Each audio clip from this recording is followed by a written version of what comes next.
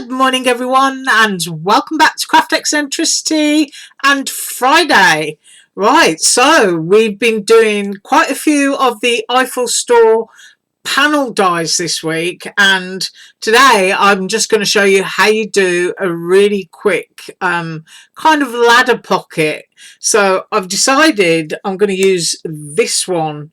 Now if you remember doing all of the measurements, they're all 5 1/8 of an inch. That's going from the cut edge to the cut edge. Anything outside of that doesn't really interest me because it's not what I'm getting. So 5 1/8 of an inch. I'm going to cut that 3 times, and I'm going to choose to use some regular craft cardstock to do that. So I'm doing that, and I'm also going to be using from Snap Click Supply. Hope you got your deals on Wednesday, and the Cartabella Yesteryear, which is this one.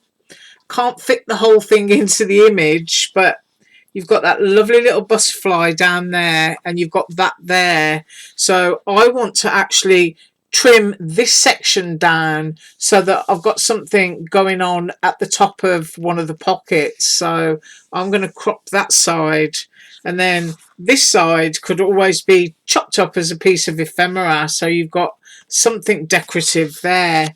And from the elements of the same yesteryear pack, I'm going to fussy cut a rose. Now if you look at these, you can see you've got that lovely dark edge. Now if you've got a Brother Scan and Cut or machine like that, then you can go ahead and put it on your mat and electronically cut it out. I just do it with a pair of scissors, and then if I want to ink the edges, then I go ahead and do that. But you can see, because you've got that lovely ghost shadow, it just makes it really easy. And then I've also cut a butterfly, and once again you can see you've got your ghosted image around the edge. So fussy cut, and I'm going to cut this. Obviously it needs to be 5 1/8 inches wide, and I'm also going to cut this 3 times, which is this down here at a craft stock. And I will be right back. And also today, because I've got all 4 of them, the silver one does not have a ball in it. I mean, I have stood and shaken it for, you know, maybe up to an hour, and nothing happens. It still squirts out, but nothing happens.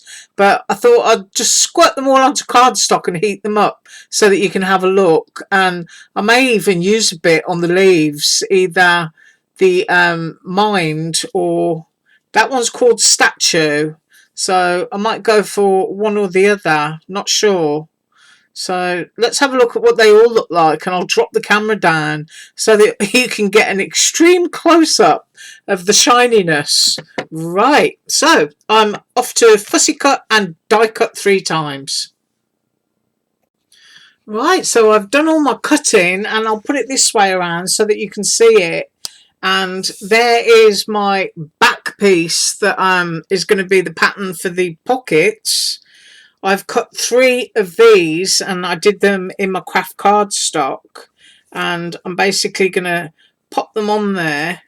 And the way I would do it is I would fasten in the top and the bottom one first, which we're going to do in a second, and then you can sort of like accurately measure out where your third one needs to go, which I think would be about there. So you've got sort of like equal distance between them, and as you can see, it looks really weirdly woodlandy.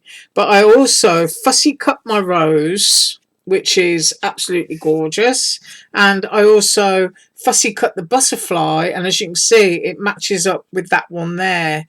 So I can actually stick that on there and then just decide, because that's so big, what exactly I'm going to do with that. It could be that I'm just going to lay it actually on the bottom as part of the bottom pocket, and then put maybe a flutterby up here or something.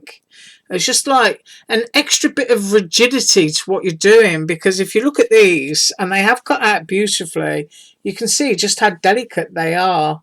So, you know, they need to be fixed into place before you can start stuffing them up, as I say. Right, so first of all, I'm just going to show you what I'm doing with one. I'm using Alina Crafts thin tape again. I believe I said 5mm on this yesterday. So I'm going to show you how I'm doing one, and then I'll run off and do the others. And then we can have a look at that foundry wax. Right, so just get that along there. I'm going to tear that off.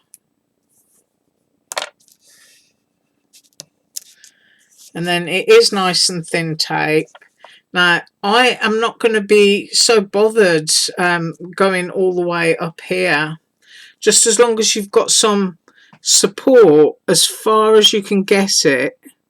I'm going to go about there because I don't really want to see the tape showing through on the other side. So you can see where I've gone there. This little bit, that doesn't bother me so much. And then I'll do exactly the same on this side. Going as close to the edge as I can. And finish it about there. Right. So, now you've got to peel your bits off.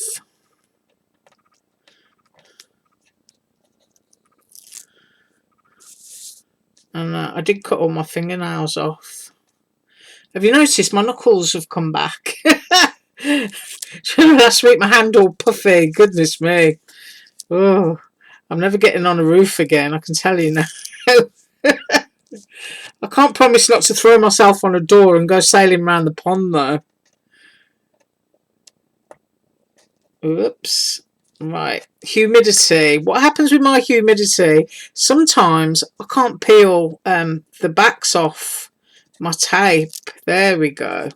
Right, this is a delicate wee thing, so as you can see I've got a little bit of tape hanging out there. Just tuck it in so you've got no scruffy bits. And I'm going to have to stand up to see my straight edge. Right, I do want to go right the way down to the bottom. Of course, you always got to remember with sticky tape is once you've got it down, it's basically down.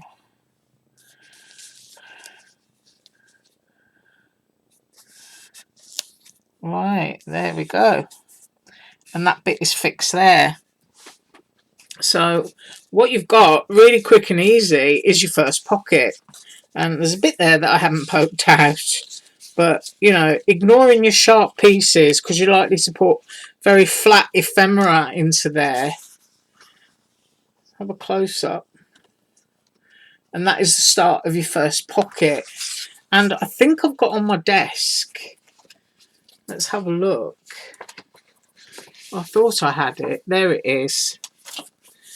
Because I love it so much, I just didn't want to disturb anything in it.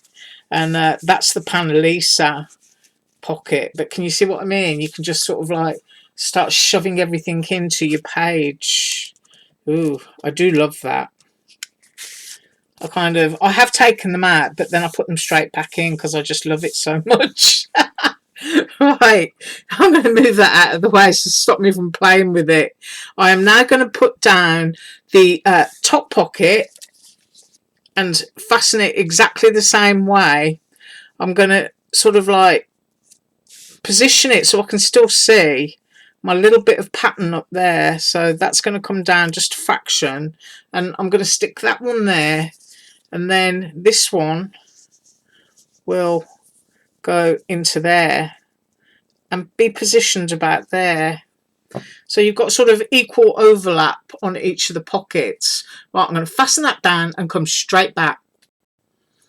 Right, so I've done that, and rather fortuitous to have that Harlequin design because I was able to line the pieces up there halfway down each of the Harlequins and get a relatively sort of accurate distance for what I wanted, and you can still see that gorgeous vintage pattern sticking out there. So anyway, we're going to use some of this. So I've decided I'm going to go with all three of these, and then the silver, which doesn't have a ball in it, I'm going to use that one at the end. So let's put down some statue first. Now, as I said yesterday, you have to move them away from the source of heat.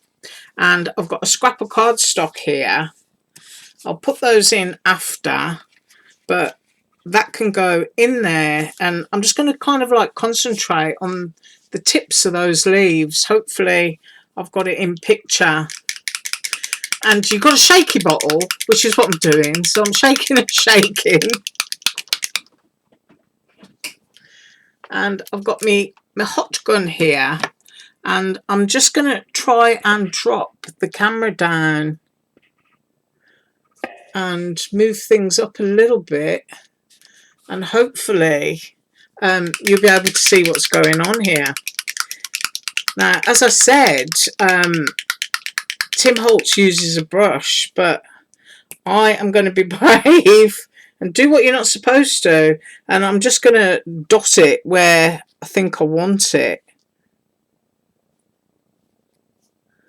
which is on the tips.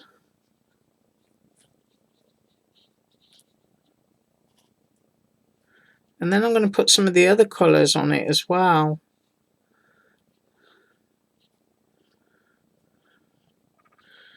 I just think it might add a little bit of interest.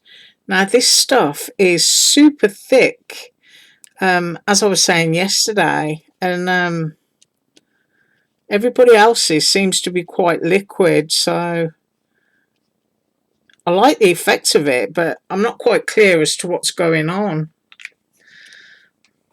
Right, so I hope that is close enough for you to see, and I'm now going to just quickly switch on my hot gun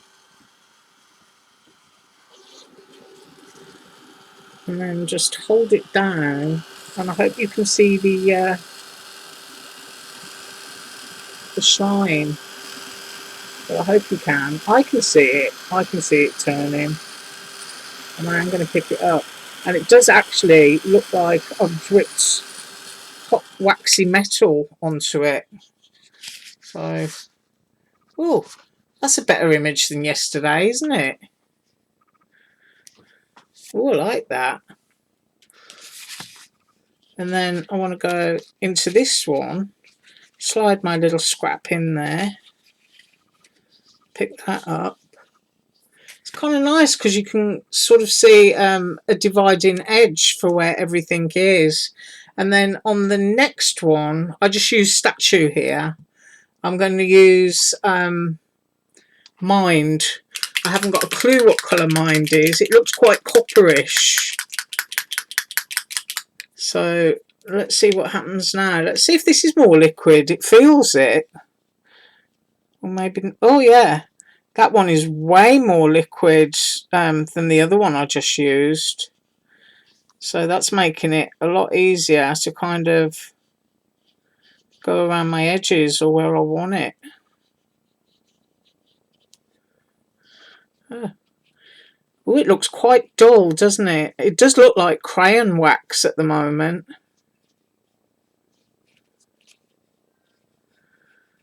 So a little bit more there. So I obviously need to shape my bottle again. And it's really hard to hear the ball now. So if I put, see, I don't know whether it's because it's so warm here that it's actually blocking up. Now I know that it does clean off with water and stuff, so I'm just going to cap it and heat it up. And let's see what we got from that one. This should happen quite quickly, I hope.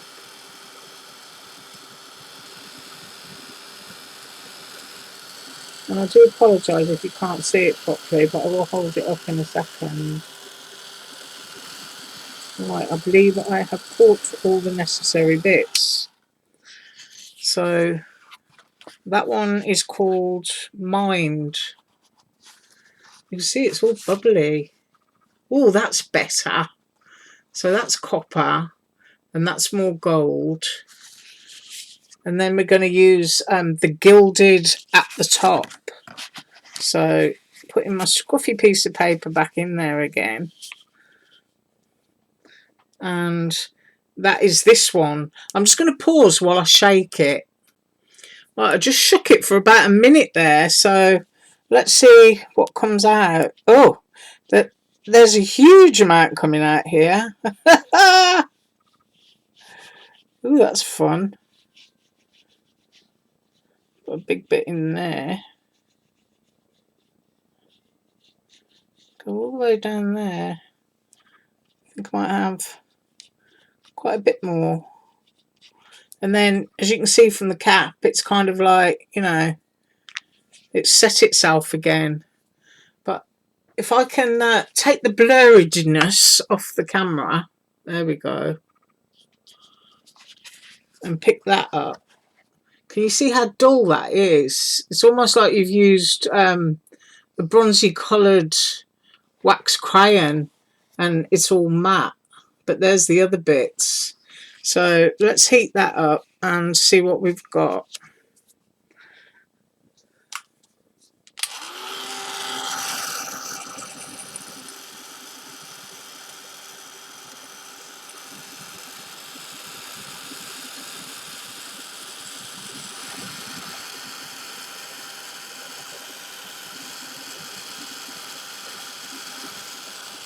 And if you hold it there long enough, it does actually bubble.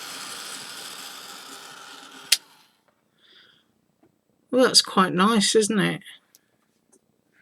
I think I've got all of the bits, and take my scruffy piece of paper out now. Tip it that way. I think that's the best way to see it, isn't it? So you've got that lovely gilded there, and then that's mined, more copper. And then at the bottom, you've got statue, which is a bit bronzy. Oh, I quite like that. I think it's really interesting. And as I showed you earlier, my lovely Panelisa, you can just pick your stuff up and just start, you know, sticking it all in. Got my lovely rose here. And I'm going to put that one. Yeah, I think I'll move that over to there. Stuff my rose down in here. That's a nice little back for it. And then I think I'm going to glue my butterfly on. Now you can see that because it's open, you don't want to glue your pocket shut. So the best thing I would suggest is to decide where your butterfly's going and put down a little bit of glue